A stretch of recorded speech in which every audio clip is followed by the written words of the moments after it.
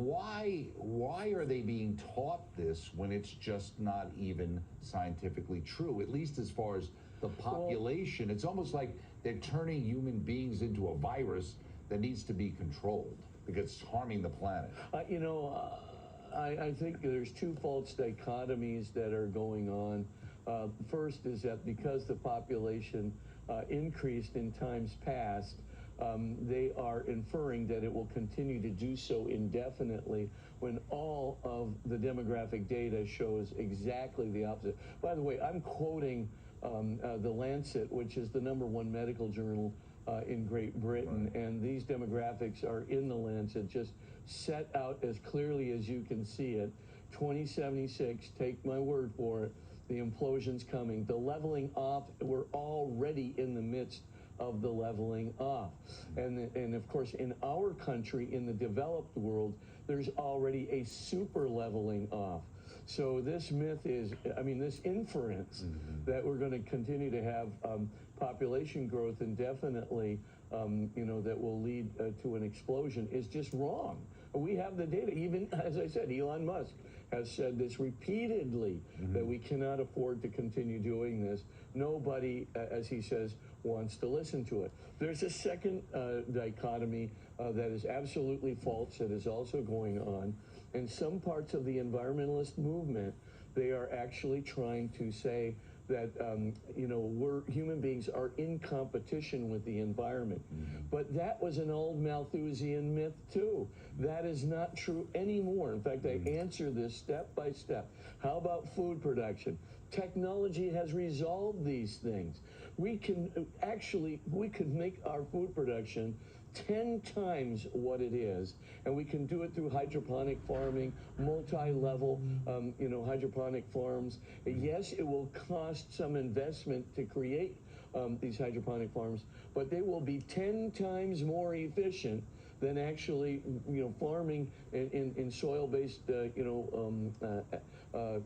old techniques, we'll call that, and we can actually increase that by a factor of 10 times, and then that's going to far exceed any food production that's needed. We can actually now it's very cheap to do water desalinization compared to what it was even 10 years ago.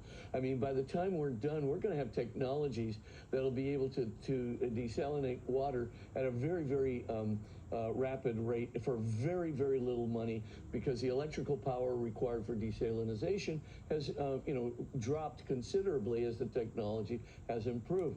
I mean, you look at solar power, you look at synthetic fuels, you look at they say, well, are we going to run out of fuel? No, we're not going to run out of fuel. Again, another myth.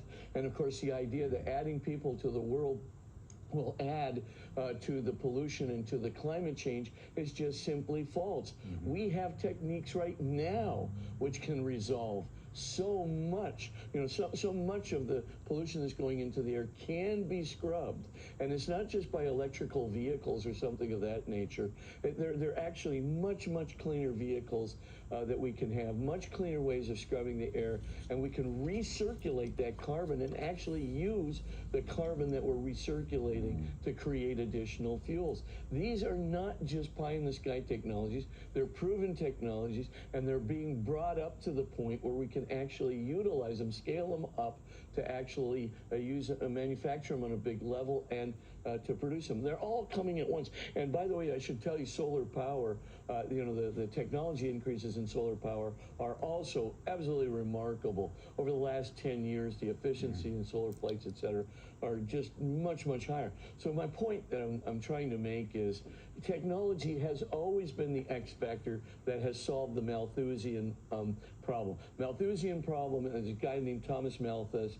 He was an Anglican cleric and an economist that said, look, the population's going up geometrically, that is to say exponentially, while the resources are going up arithmetically. We're going to hit a crisis. People will be at each other's throats. There will be all kinds of diseases, so much competition for the scarce resources.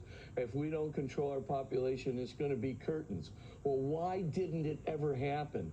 Why is it that the GNP worldwide has gone up by a factor of 5 times while the population rate is increase? Why is it that people aren't starving the way Malthus thought? Why is it that the UN, the sustainability goals, why is it that we have made 50% of the way to the UN sustainability goals? We've, basically taken almost 1 billion people off of the water crisis problem. We've taken almost 750 million people off of the food crisis. We've taken 500 million people off of the disease. We're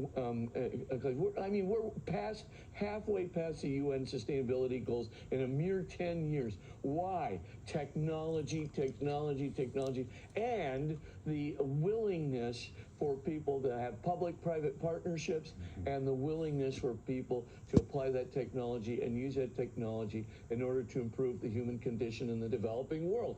And this is going on right now. So the point that I'm trying to get to is, I think this is a major problem.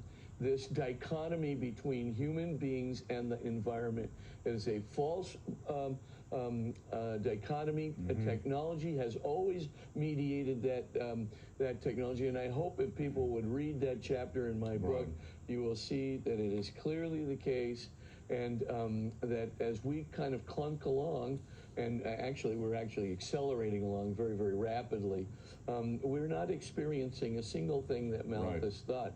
And that's why I think Elon Musk is absolutely correct in saying, this is ridiculous.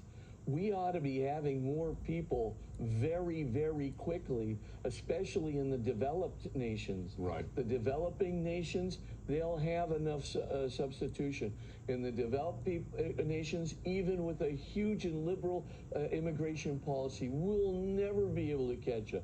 If we allow our population rates to slip below 1.7, we're just going to contribute to the implosion like you cannot imagine. And already, it's we're approaching 1.7. I mean, the U.S. is a little more fortunate. I mean, Europe. I mean, are you kidding me? Europe is just going to have to Russia, immigrate. Russia, with that, absolutely. and Japan is major. I mean, they've done studies on when Japan's going to die out. Basically, Italy.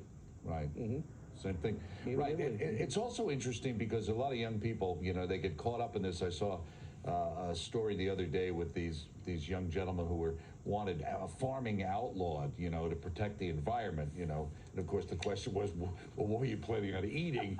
Maybe Soylent Green, but it's the right year for it apparently.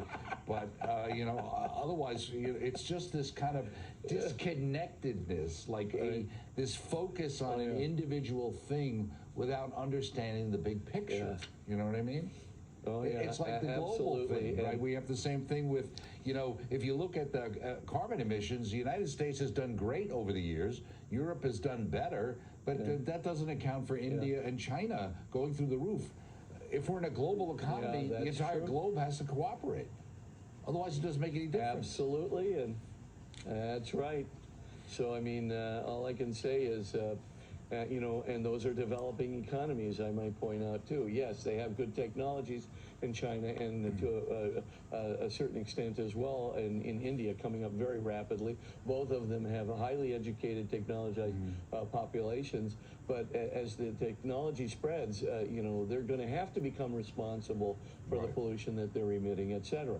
But the point that is really clear overall is that a myth is a myth is a myth is a myth. And overpopulation is the best myth, and it's perpetuated on the basis of, the inference that the growth in the population is going to continue, and it's not. It's also a moneymaker. It's a moneymaker, though, too. That's the problem with these things, is they become self-perpetuating moneymakers, where if you want to make money or get involved with money, I mean, one of the things they're trying to deal with solar panels now, get a grant, is get the old solar panels. What do you do with them? What do you do with the old ones? They can't be reused, and now they're out of date. And so what are you going to do with them? Where are you going to bury them? Whose backyard do they get buried? Exactly. Anyway, okay.